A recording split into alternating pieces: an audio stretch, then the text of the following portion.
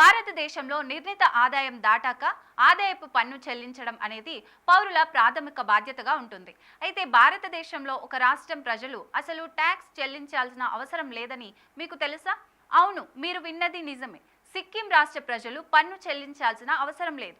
అయితే వీరికి ఈ మినహాయింపు ఎందుకు ఇచ్చారో మరిన్ని వివరాలు తెలుసుకుందాం. భారతదేశంలోని సిక్కిం రాష్ట్రం ఏకైక పన్ను రహిత రాష్ట్రంగా ఉంది. ఇక్కడ నివాసితులు ఆర్టికల్ 371F ప్రకారం పూర్తి ఆదాయపు పన్ను మినహాయింపును పొందుతారు.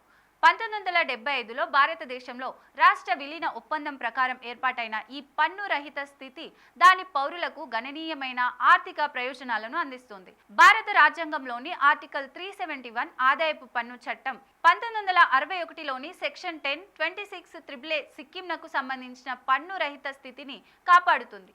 సిక్కిం నివాసితులు ఆదాయపు పన్ను నుంచి పూర్తిగా మినహాయింపు వస్తుంది. సిక్కిం సబ్జెక్టు రెగ్యులేషన్ 1961 ప్రకారం సిక్కిమీస్గా గుర్తించిన వ్యక్తులను సెక్యూరిటీలు, డివిడెంట్లపై వడ్డీతో సహా అన్ని ఆదాయాలకు వర్తిస్తుంది. సాధారణంగా భారతదేశం అంతటా వ్యక్తులు వారి ఆదాయం నిర్దిష్ట పరిమితిని మించి ఉంటే తప్పనిసరిగా ఆదాయపు పన్ను చెల్లించాలి. దేశంలోని ఇతర ప్రాంతాల మాదిరిగా కాకుండా సిక్కిం నివాసితులు కోట్ల రూపాయల్లో ఆదాయం వారికి ఆదాయపు పన్ను నుంచి మినహాయింపు ఉంటుంది.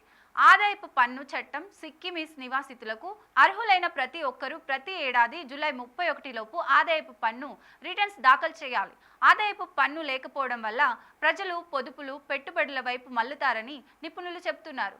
సిక్కిం రాష్ట్రానికి ఈ ప్రత్యేక హోదా పెట్టుబడులను ఆకర్షిస్తోంది, ఆర్థిక వృద్ధిని ప్రోత్సహిస్తుంది, పర్యాటకం, వ్యవసాయం, చిన్న వ్యాపారాలు వంటి రంగాలకు ప్రయోజనం చేకూరుస్తుంది. మినహాయింపు స్థానిక ఆర్థిక వ్యవస్థకు మద్దతివ్వడమే కాకుండా సిక్కింకు పెట్టుబడి అవకాశాల ప్రాంతంగా నిలబెట్టింది. సిక్కిం పన్ను రహిత స్థితి చారిత్రక ఒప్పందాల ద్వారా వచ్చింది, అలాగే చట్టపరమైన నిబంధనల ద్వారా బలోపేతం అయ్యిందని నిపుణులు చెబుతున్నారు.